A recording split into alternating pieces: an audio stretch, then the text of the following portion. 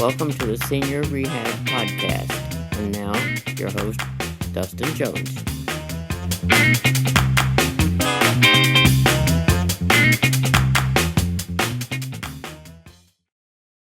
Welcome, friends, to another episode of the Senior Rehab Podcast. I am very excited about today's guest, Margaret Martin. She's a physiotherapist up in Kenyatta. I've interviewed a lot of physiotherapists from up there, but they're awesome. They're great. They're doing some amazing work with older adults, and she is no different. She runs with her husband melioguide.com, which is an amazing resource for clinicians as well as patients that have osteoporosis. So she's really tackling the osteoporosis issue and brittle bones head on with education and working with her clients. It's a great interview, very informative. She gives a lot of practical tips and advice. And yeah, I really enjoyed it. And I know you will as well. So without further ado, physiotherapist Margaret Martin. Margaret Martin, welcome to the Senior Rehab Podcast. Thank you. It takes a special person to get up at the butt crack of dawn and talk about physical therapy and osteoporosis, so I appreciate that.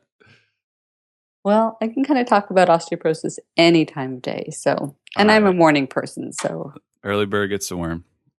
So I wanted to have you on to talk about your specialty in osteoporosis and just working with older adults, and it's very timely for me actually because I've had two patients fell this week and fractured their femurs, and yeah, so just kind of the typical scenario that a lot of us face. So yeah, I'm excited to learn from you this morning, so I can help my current patients. Before we get going, could you just tell us how you got started in physical therapy, and then what your journey has looked like up until now?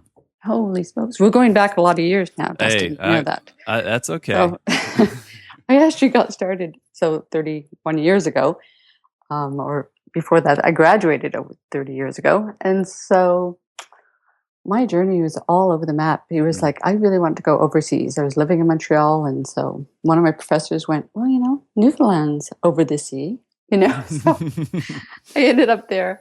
And so, the whole gamut, I've done it over the 30 years, of neuro rehab, acute ICU, neuro ICU, pulmonary rehab I was really involved in for quite a few years, inpatient, outpatient orthopedic, amputee, spinal cord. But over the years, as it kept evolving, I even for a few years when I was living in California, had my own business in golf fitness training. So it's just all over the map. But really underneath all of it, every single one of my patients had a skeleton.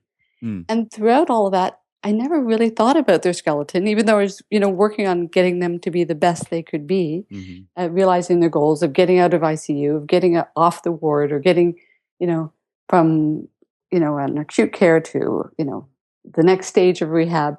So at some point, it sort of dawned on me, wow, we have this skeleton that we're really not really totally paying attention to. And when I came back from California to live in the Ottawa region, I really thought, I really want to dedicate myself to educating the public more about osteoporosis and keeping our bones strong. And I had this very talented husband who had, left the Bay Area in technology and had time on his hands and said, okay, I'll give you 6 months. So, very generous of him. 8 years later, 3 books later, I don't know how many hundreds of webinars we have up there now, and online courses, and it's been a really fun journey, and just seeing the changes over the years. Because when I started in 2007, I thought, wow, I'm going to get all this support from Osteoporosis Canada or from the National Osteoporosis Foundation, and I would go to their talk to sometimes the presidents, but otherwise talk to the people that were more in charge of dealing with exercise. And they were all so afraid of what I was doing. They're like, oh no, we can't talk exercise. There's liability. And oh, wow. And the recommendations at that time was, if you have osteoporosis, you can't lift over 2 pounds. I'm like, what? So the research wasn't, following the clinical guidelines weren't following the research. And so we started what we started. And, it's awesome now that Osteoporosis Canada is really, on board and doing their thing. And they've just released a bunch of videos on exercise. I'm like, yes, it's all moving in the right direction. It's really nice to see. That's awesome. So your website, Melio Guide, did I pronounce that correctly? Yes. Yeah. Could you give us a story behind that name? Yeah, well, it's what happens when you want a name that isn't already taken online. And, even 8 years ago, anything related to bone, we started with a couple of titles that had bone in it, some of which you have to be quite careful about. And then some of which, we thought, oh, this is clean, but, it was clean in Canada in terms of nobody had trademarked it. But then we get some, obscure little group in the States saying, no, we trademarked that name for our newsletter. I was like, oh, and so then I thought we just have to go with something very obscure and going through just all the words in the dictionary, literally. Yeah. Going, oh, I never heard of meliorate. Meliorate, you will all hear of ameliorate, but meliorate is in very similar definition is to make better, to improve. And so to me, I went, that is perfect. It is the better guide. And my vision, and it's a little bit how the site is evolving. My vision at the time was, I'm going to harness osteoporosis, but, some other therapists might go, I really have, the knowledge and the willingness to share on, cardiovascular health or on, on another area, because our whole world of rehabilitation, at least much more so 8 years ago, was really not seen online and not accessible to people. Right. And you're one of those people that are changing that. So that's so exciting. Oh man, I'm following in your footsteps. Yeah, without realizing it. Yeah. But I really love your site and just the ample amount of content that you have on there. I mean, like you said, you've been doing this for a while, and there's just tons of good information. So yeah, anyone listening, I definitely, I'd even pause the podcast and go to melioguide.com. So let's say, someone comes to you, a patient that has just been given that diagnosis of osteoporosis, and all these worries and fears are going through their mind. When you first meet someone that comes to you for your expertise, what do you talk to them about, or what do you make sure that they know about the diagnosis that they've been given? Well, you put it really well, because they do come to me with that fear. And they're almost paralyzed by the fear, and paralyzed in the wrong way, in that they're afraid of moving now, because they're like, oh my gosh, I'm going to break. And so I tell them, you've in a sense been given a diagnosis that, if nothing else before now has inspired you to move, this is the time. Like, you are now, if you don't move, your bones have no reason to strengthen. And so it's not only a diagnosis to inspire you to move, but to move intelligently and regularly.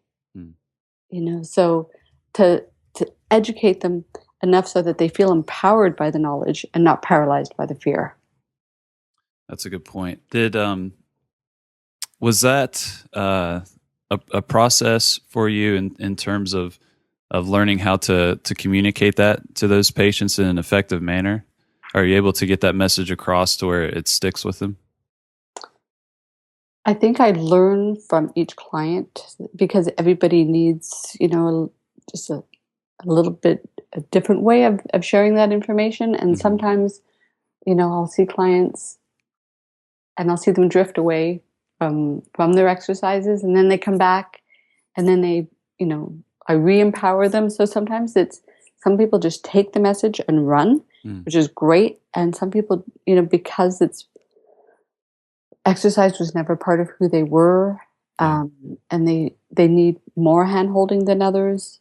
That, I think, I've had to learn over the years more, that I can't just, put the information out there, but we really, as clinicians, need to be there for some, just a little, and for others, a whole lot, and just give them, little step-by-step guidances, because otherwise we can overwhelm them. Yeah. And that's another way of paralyzing them, in a sense. So Yeah. I witnessed that this week. Actually, I had a patient. She was coming home from a rehab hospital, discharged to home, and I was doing an evaluation. And just a very fearful woman, a lot of complex medical issues, but osteoporosis was definitely one of those concerns for her. And this is not a joke. She was given 28 exercises to do twice a day. Oh my God. And I mean, just talk about overcomplicating things. And so, she has this amazing program, 28 exercises addressing literally every square inch of her body, and 0 exercises were done. I mean, it's just so overwhelming for her. Yeah, you bring up a good point. And when I teach professionals, because I have to get through a lot of content in 2 days of teaching, but I'll say sometimes all I give them is instruction on how to breathe. Because I need them to learn to breathe with their diaphragm. I need them to learn how to co-contract with their pelvic floor. And that's going to be their foundation to all of their exercises. So if they don't get that, I can't go, oh, breathe and do this, breathe and do this. Or even learning what is a neutral spine, what is sitting and standing up tall. Those are things that they have to be thinking all the time. And if they don't even have that in basic activities such as reading a book or, putting on a shoe, how are they going to do it with lifting a kettlebell or, right? So overcomplicating things is one mistake that we often make. What are some other mistakes that you see that we do in terms of physical therapists working with individuals with osteoporosis? Oh, unfortunately, I still see it to this day. And it's just not having the knowledge of the risk factors and not having the knowledge of what are the things that particularly put the spine at risk. And so I will get clients that have been discharged from the hospital. I mean, we're talking, this client I'm still seeing at home. She now has 5 vertebral fractures. And I'll look at her exercise sheet that she was given, 6 weeks ago. And there are movements that put her at risk for more fractures. Yeah. What are some of the common movements that you see? So anything that brings the spine into flexion. So, these clients really need to understand about hip hinging and that the movements need to come from the hips and the knees and not from their spine.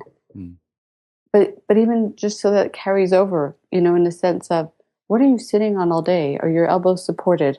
Are you reaching for that heavy water jug that's, this poor little thing, she has this Brita filter that weighs, probably 7 pounds full. And because she doesn't want her counter space to be cluttered, it's in the back. And so the loading on her spine, even just, for her Brita filter is a risk for her. So, spinal body mechanics, just having them understand that really well. And so we have online, a little booklet, an e-booklet that has examples and, 40 pages of do's and don'ts or safe and unsafe, everything from brushing your dog and brushing your teeth, so. Wow. So you have that for the patients. You also do you have a guide as well for therapists working with patients? Yeah. So the guide for the therapist is something that's part of when I teach on live courses. So that's, and then unfortunately it's not part of the MedBridge course, but therapists could always contact us. But MedBridge has that course, and so they don't automatically get the guide. But the guide that's for the patients now that is up there is usually enough. Once the therapist looks at that, goes, oh yeah, refresher. Of what they learned in school. So you have that resource for the patients. What are some of the conversations like that you have with them when you're explaining osteoporosis and you're just relaying some of these principles? Like how do you explain that stuff to them to where they they get it and they realize how they have to move and what things they should avoid? Well, I used a lot of visuals. Okay. So oftentimes, even though I'll explain it to them, I'll send them back to my website because of the podcast, I use visuals. Okay. And so I shouldn't call them podcasts, but the webinars. Okay. Got it. And so that they can actually, because it takes a long time to sink in. And so we all make the same mistake, but we think, oh, I said it to them once. I'm sure they have absorbed everything I said to them in the last hour. Sure. And they leave with, even though, it's like a few little things that you assume, they come back and they're like, what was that? Or I really don't remember it. Or, I even avoid stick figures now. I have people bring their iPhones and their iPads, and I want you to record what we're doing right now. Because they're under stress, especially the very first meeting, they don't know me very well. Yeah. And so, they're absorbing so many things, but they're even just absorbing who am I as a person, who, is this somebody I can, trust? Is this somebody I want to have a longer term relationship with as a therapist?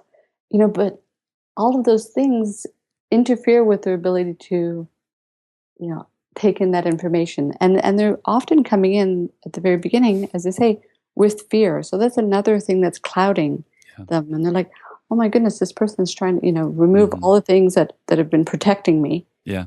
Yeah. So I really find using their smart devices as opposed to my smart devices, because then I have to, try to send it to them, and that's time. And then I don't want to have all this data on my smart devices, which is a problem. But if they bring their smart devices, then it's really great. And they'll say, oh yeah, just play it over again. And every time, and we videotape all their exercises as well. Yeah, that's a good point. I need to incorporate more of that. I've had the most of my patients, so they most of them don't even know what a smartphone is for the most part. Yeah. Which is not a bad thing. It's just they're just kind of disconnected from that realm. But of me using my tablet or smartphone to be able to show them that video would be very helpful. That's a good idea. I'll do that today. Okay. So still going down the patient route. How do you determine what's an appropriate amount of stress or load for your patients? Because this is something I struggle with terribly, because I'm a fan of strength training, and I'll use kettlebells or just body weight activities, and I don't want to do too little to not cause adaptation, but I don't want to do too much to end up causing a vertebral fracture, which is that can keep me up at night, especially when I'm doing deadlifts with kettlebells. So what's that thought process like when you're just trying to figure out, all right, this person should do this at this weight, and then progress from there? That's a really good question. And one that I've thought about a lot and integrated, over the years. So I'm hoping that my clinical decision making has been the right one, because we don't always know what is the precise exact load that person can handle. So a couple of things is, one, looking at what are their daily requirement needs. And we know that we want to strengthen them enough so that their daily requirement needs in the end feel easy. Okay. Because we're doing them a disservice if we don't even strengthen them to that level. Okay. Because then, I had one client, as an example, she was, she travels a lot. And like, so what is the load of the suitcase that you have to lift in and out of the back of your car? And so if she's not even comfortable to do that, then I've done a disservice, because she's never had the opportunity to train to do that load. So essentially, that's the first thing, is looking at what is it that they do on a day-to-day? Do they, haul logs in and out of the house, that kind of thing. But I use their body as the guide, in the sense of what is the very best alignment I can achieve from them. Okay. And if I give them a load, I don't want that alignment to change. Okay. So really, and it gives them an opportunity to look at, what is their best alignment? Most people don't even think about alignment at all. What is their posture? Wow, they're like, really, I can move my pelvis, like, so making them aware of their body alignment, and that they are in control of their body alignment. And if the load is greater than their body can handle, their alignment will change. And I go through this even with my 20-year-old son, who is a rugby player, and and his buddies, and they're like all wanting to lift heavier. You know what it's like in the gym. Oh yeah. They're all wanting to lift heavier. So it's the same whether they're 20 or 40 or 60 or 80. You know, that maintaining that form, I know then that at a structural level, everything's working together. Yeah. So say you're teaching a hip hinge pattern and your patient is, generally flexed in the spine, but they're able to maintain. Sorry, when you say generally flexed, what does that mean? Sorry, I guess just kind of that kyphotic posture. They've got, some flexion in their lumbar spine and their thoracic spine. Just okay. A lot of my patients kind of present with that, and that's kind of their position that they have a tough time getting out of. And I'm talking, people in their 80s and 90s is typically what I'm working with. But I've got some people that can maintain, that's their neutral position for them, and they have a tough time getting out of that position. But they can maintain that and perform a hip hinge pattern without changing the position of their spine. So they're still in a little bit of flexion, but it's not changing as they're doing the hip hinge pattern. Do you feel like is it appropriate to load them, say with like a deadlift movement? Not a lot, but a little bit. Would you be comfortable with that? Well, because of my population, so I would do, and I'm very spoiled here. In Canada, I know because I worked in the States, so I know you're under a different, you have so many numbers of treatments, and we tend to have a little bit more, especially with the private insurance, a lot more leeway. So I will spend the first maybe 2 months seeing if I can optimize their alignment before I load them. Okay. Because they're going into this for life. I mean, if they're going to start exercising for their bones, they can't start and then stop. Yeah. So I go, well, let's see if we can optimize your posture first. Okay. So if after 2 months, if I have not changed their posture, then I go, okay, you are, this is where you're stuck, But usually, between hands-on work, whether it's myofascial or these, the stretching or the gentle manual therapy or whatever you choose to do manually with the exercises you give them at home, I can usually get significant changes in their alignment. Then, and only when I've, stopped getting alignment changes will I start loading them in precarious positions. Okay. What do you mean by that? Sorry. So for me, a deadlift isn't something that they need functionally. So that to me is in a sense a precarious position because I'm potentially I'm loading their spine into a position of they have to resist against gravity. Okay. So they have to maintain their best neutral spine against gravity. Whereas I find that a lot of my clients have not even lifted against gravity, so even from a prone position to lift up against gravity is a lot of work. Okay. So I wouldn't load them beyond that, and some of these, I have some very young clients with vertebral fractures. So that would be one. Two would be that I would insist on a lateral view x-ray of their spine. So if they're kyphotic, I want to make sure they're just kyphotic because they've had long-standing postural changes, that they may have very good bone density, and it might truly just be because of structural changes. Okay. Or, I'll often get this argument because we do a lot of snow shoveling here. If I'm concerned about someone's spinal health and I'm saying, you really should consider giving up shoveling your balcony. It's really not something that I would put more stress on the spine in order to have a clear balcony, pay the kid down the street to do it or something. Yeah. And they'll argue, oh no, my spine's good. And I'm like, just ask your doctor for lateral view x-ray. And so here it doesn't cost anybody to do that, to go to the doctor to ask them for lateral view x-ray. And, on numerous occasions, I've had people call me back and go, oh, Margaret, good news. I have no fractures, just compressions. I'm like, oh. So they truly don't understand, Yeah. So then I explain to them what compressions mean and that really the shoveling move or any other moves that I would be maybe considering for them that might not be one that would do their spine any good, I would not put it in the routine. Yeah. So there's, as you say, there are hundreds of exercises. You got one person, discharged with 28 exercises. There are so many exercises for us to choose from that, and I know the bandwidth for doing exercises is very low. Yeah. So I can very rarely justify any flexion exercises anymore. We do so much flexion in life, and this, especially this next generation. I mean, everybody's forward all the time. They're forward on their, well, maybe not your group because they don't have smartphones, iPads, but they got their recliners though. So they do, and they're just, everything they do is in front of them, and so I really steer more towards neutral and extension exercises. Yeah. So say someone wants to be able to pick something up off the ground. Are you focusing more on a squat pattern than a deadlift? Depends on their knees, and because at that age, you've seen it all the time, right? It's what is their arthritis like? Yeah. What is their balance like? So.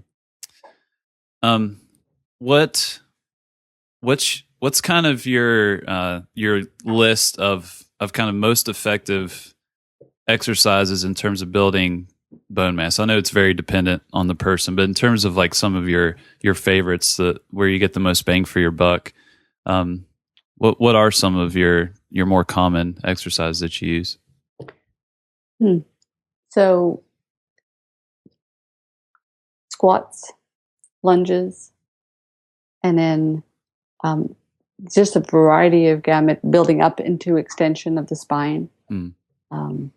So the prone lift, with the pelvis on pillows is wonderful, but so many people aren't even, strong enough to do that. So you got to start with, your rows and your reverse flies, and even if it's with TheraBand.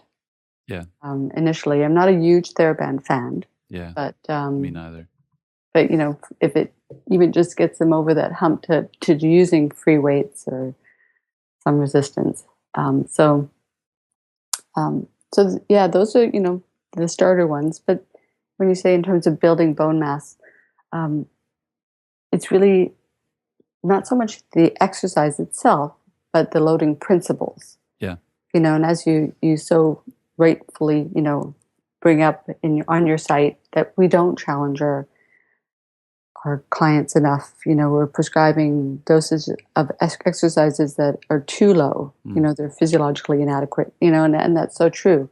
So there isn't one, because for somebody who can barely make it on and off a chair 5 times in a row, appropriate loading for them is to do it 6 times and then 7 times. Whereas for somebody else, it's loading them with weight. Yeah. So just looking at where they're at and just building them from there.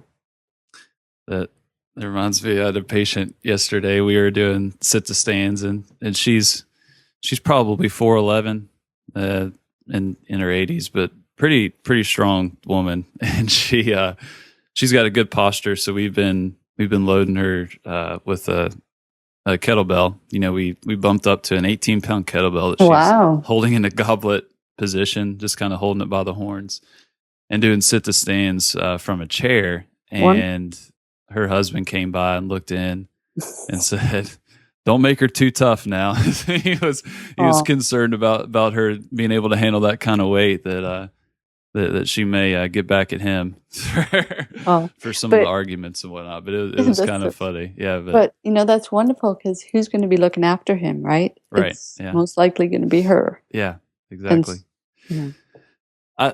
Something that I've been trying to do more of, but it can be challenging based on complications like arthritis, like you mentioned, and just general mobility. But the quadruped activities have been very helpful. Is that is that something that you use often, or? Yeah, so I'm so excited that one of the things you mentioned on your site is getting people on the ground. And so until recently, probably for the last 10 years, I never had a treatment table. Wow. I literally just had a really nice, thick Airex mat on the ground, and people would walk in and go, "Oh, guess we're getting down." Like, yes. And I had a gentleman who was 300 pounds, and I said, when's the last time you got on the ground? Mm. And, it had been years. He was a triathlete, leading up to Wow. that.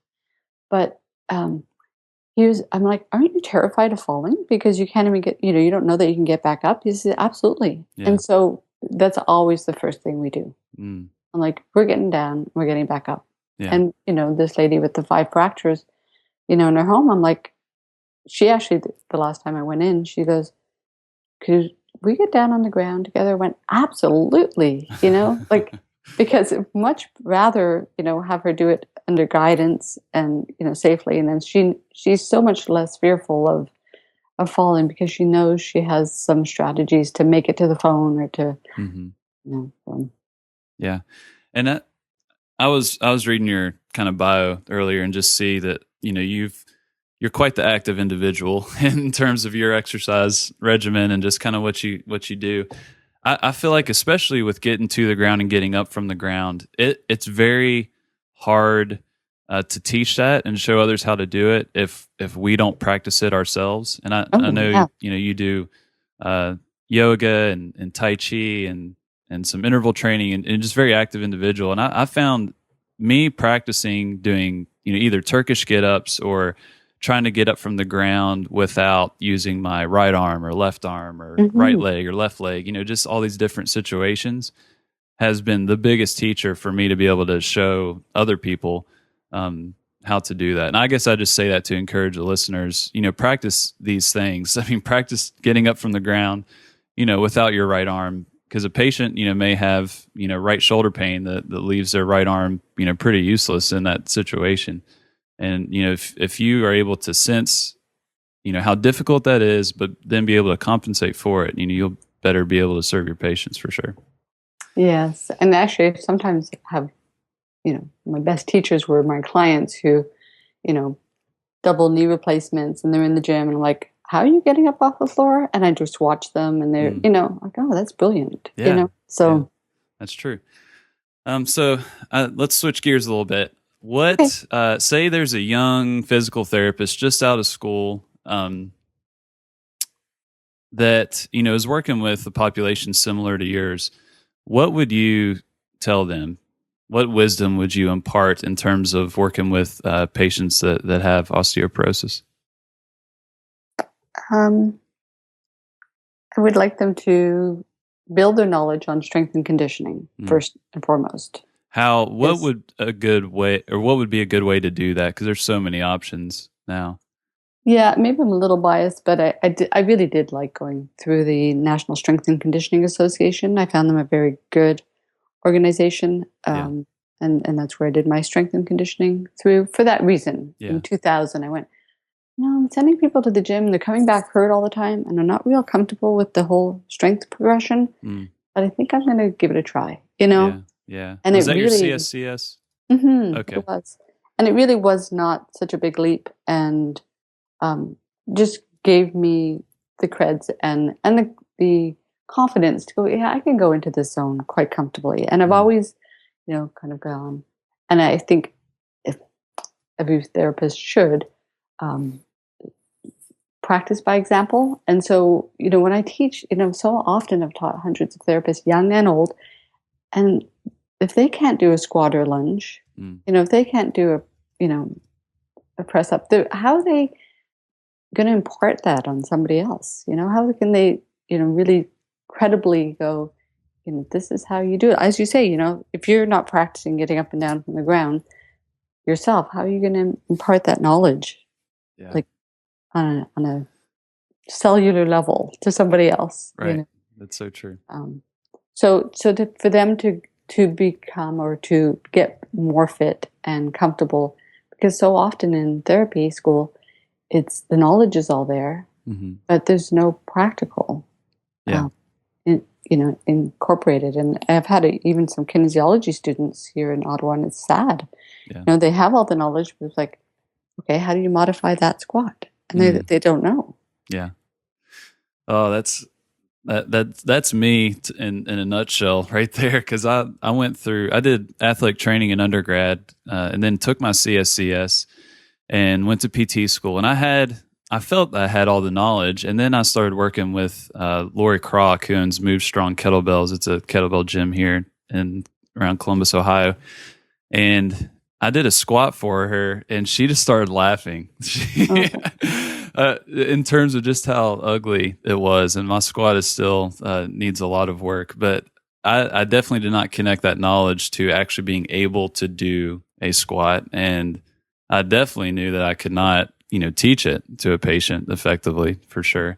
But it is amazing, just that disconnect between being able to perform a movement, being able to teach it, versus knowing the movement, and being able to answer some questions on a test.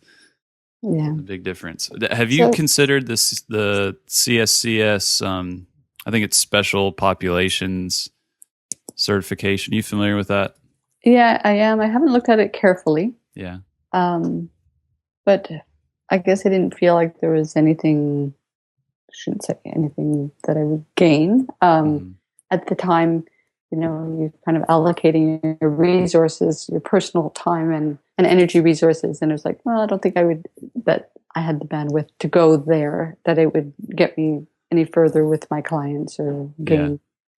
Yeah. I did do my yoga instructors, though, for that reason. Not that I love yoga or practice yoga a whole lot, but I really felt that so many of my clients were practicing yoga or wanting to explore it, that unless I had a better knowledge of where the teachers were coming from themselves and what knowledge they were bringing to the table, and just more knowledge on the poses, that I couldn't really address the concerns that my clients had. Yeah. So, yeah, occasionally I will dive in a little deeper if I feel it's warranted. Yeah, I haven't met anyone that's gone through it. I've looked at it myself, but yeah, I'm just kind of in the same situation as you. It's a bit scary, actually. Yeah. If there are any meaning scary, how little they know. Oh, yeah, it is. Yeah, it and how these people are in front of a class and speaking as though they have great knowledge of anatomy and human physiology, and they are truly pretty clueless. Yeah. And not that their heart's in the right place, they mean well, they're lovely people, but they, my instructor, who is very well regarded in the Ottawa area, and her instructor, who is very well regarded in the US, in the world of yoga, when I brought up osteoporosis, they're like, oh yeah, we totally understand it, but everything described to me was osteoarthritis. So they truly had no knowledge of risk factors or of the physiology of the... My gosh. Yeah. So I'm sure that's kind of informed your desire to just educate, the public, and even in our profession. What lessons have you learned in terms of how to effectively communicate some of these principles to, the general public, but then also clinicians as well? What lessons have I learned to do that? Yeah. What has worked? What doesn't work? I think, the website actually works because it's 3 minutes at a time, you know? Yeah. And really, in our day and age, like we're just bombarded by so much. I think 3 minutes works. Yeah. Little nuggets of information.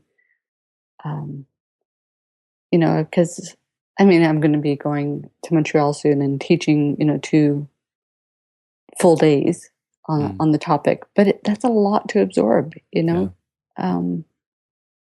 so it does initiate people into the world of lower bone density and osteoporosis, but these little, just little snippets of information that, they can absorb and take with them, and I think is helpful. Yeah.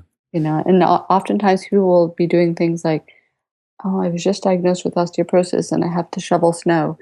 And, we'll get people coming to the site because literally they've put in osteoporosis and snow shoveling, and then one of the videos that I've done on safe snow shoveling will come up. Man. But that's what's important to them at the moment. That's what they have to deal with at the moment. Yeah.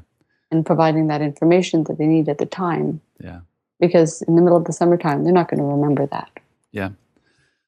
Do you feel like people have been more receptive to videos than like written word or audio per se? Very much. Yeah. And I can speak it all day, and I can stand in front of the camera all day, but as my husband knows well, don't ask me to write anything down. So that fortunately has worked really well for us because and I am a visual learner, so maybe I'm a little bit biased. Yeah. But Yeah.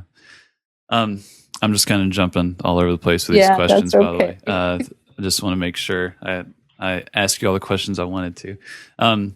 Trends. What trends are you seeing in terms of fitness or rehab that just over the years? What are you seeing? Oh, gosh. It's been a lot of years, but it seems to just kind of go in circles. There's only, so many trends that happen. And so, they just keep going around, so like the slow training that seems to be coming back again, the high intensity interval training was there and it's always there, which is nice, gaining more popularity, but everybody has to find a little tweak to it,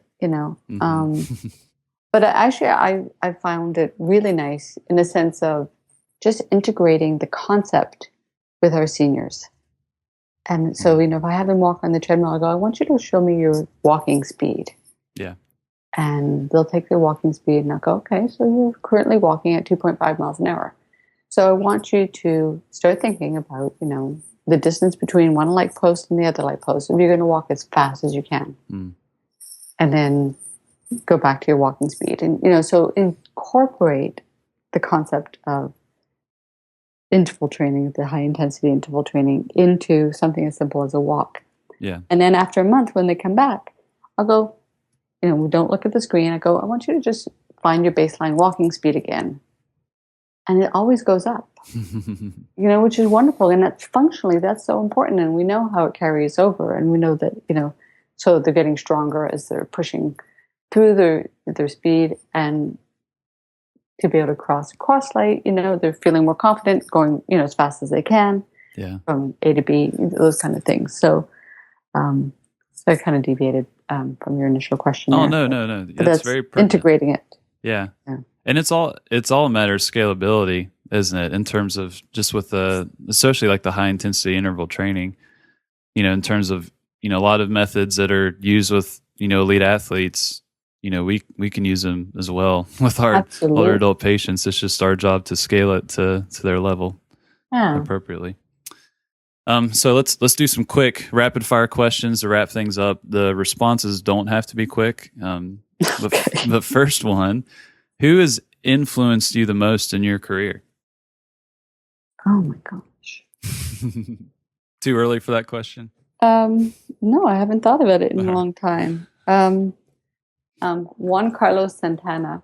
I guess the people are more the fitness people, but he has an institute in Florida, and he did a lot of work like with the exercise ball initially. And again, he's another one for like really just being they're like great cooks today, Yeah. Like really being mindful of your movement. Yeah. Yeah. So. Carlos Santana. Not the musician. Juan Carlos. So you have to put in Juan Carlos. Juan Carlos. Like okay. Juan. Yeah. All right. I'll look that up. Yes. What would the current Margaret say to the new grad Margaret? What advice would you give your old self? Probably be patient with yourself. Actually, the advice I gave myself then was pretty good. And it was that fake it till you make it is kind of what Amy Cuddy says, Yes. Because you need to instill that confidence from your client. Because if your client does not trust you, they will not, follow your advice. And so even as a new grad, and I remember working in neuro rehab going, no clue, what I'm, and I had, I was out there by myself in Newfoundland, it's like, I was like, but if I just really believe in what I'm doing and doing my very best, then that's how my clients will feel. And when I look back, I go, oh my gosh, I thought it was, scapular strain. There's definitely, coming from her cervical spine, those kind of things now, you get it. But then I was just, you do your very best and you approach every situation with the most knowledge you can gather. And which is so much easier today than it was then. Yeah. But just be really confident in where you're at and make a point of learning something every day. And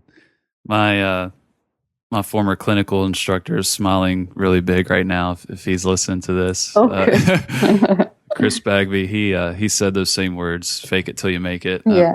We were in acute care and I was just fumbling my words, nervous, just very worried about how the patients were perceiving me. And he said those words and they impacted me greatly. So good. That's great advice. And it's worked. Look at you. You got your website. I'm fooling everyone. Wow. It's great. Well done. It's all a big trick. What technology or apps make your work easier in terms of working with patients? So smart devices definitely make my work so much easier. It's taking away from all my practice of stick figures, I must say, but I don't mind. I'm just getting good at those. People still like them, but. Yeah. Well, do you use any apps in terms of video analysis, like UberSense or any of those? Yeah, I did for a little bit, There's another one that I was using. I can't remember. Yeah, but I think the UberSense is probably very similar to another one where you could just still photo it and, draw lines and, but now the smartphone allows you to videotape and goes into slow motion right away, which is really nice. That's true. So essentially, between my iPhone works really great. Yeah, amazing.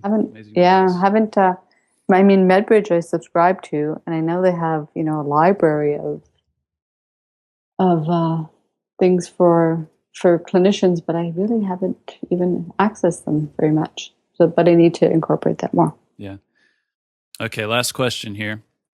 Let's say you have every rehab clinician that works with older adults in one room, and you have their attention for 30 seconds to a minute. No pressure here. But what would you say to them? What would you want them to know? Well, actually, what I'd like to do is not so much wanting them to know, but getting them on board. And it's something I thought of for quite a few years, but I'm not in a great position to do it.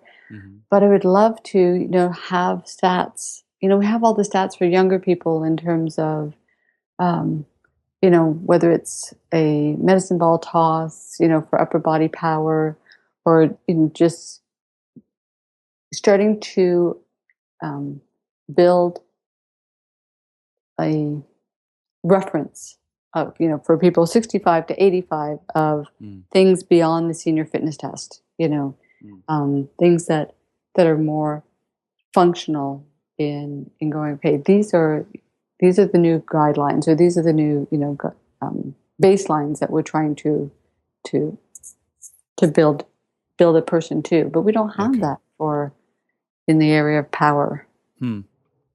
So in terms of like reasonable expectations for people in their 65 to 85 range.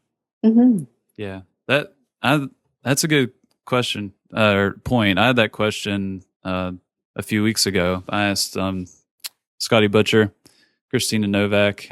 There's some Canadian physios. Yeah, I noticed you're interviewing a lot of us Canadians. Yeah, I love you Canadian physiotherapists. But yeah, I asked that question of what guidelines, what references do we have for kind of normative values with functional tasks? And they sent me some research papers. I haven't got to look through them yet, but that would be very helpful because what can we achieve? What is normal with older adults? Which seems like that's almost a new frontier.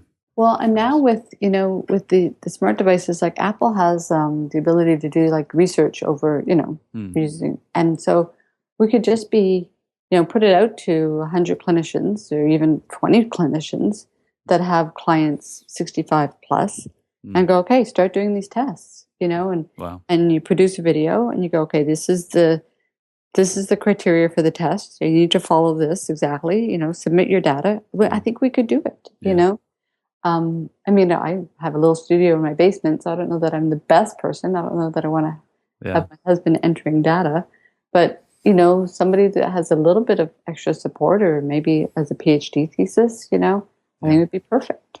There you go, people. There's your golden idea right there from Margaret Martin. Awesome. Well, I think that's a wonderful place to wrap up. I just really appreciate you getting up this early to talk with me, and really appreciate your career and just all the information you put out. It's real helpful. I know it is for your clients, but for people like me as well. So keep doing what you're doing. It's appreciated for sure. Dustin. And thank you for reaching out. And I think, it's so nice as, people like me start to think about not retiring quite yet, but knowing that the profession is coming in with people like yourself that, with these great ideas and great pulling other professionals together and giving opportunities for everybody to learn.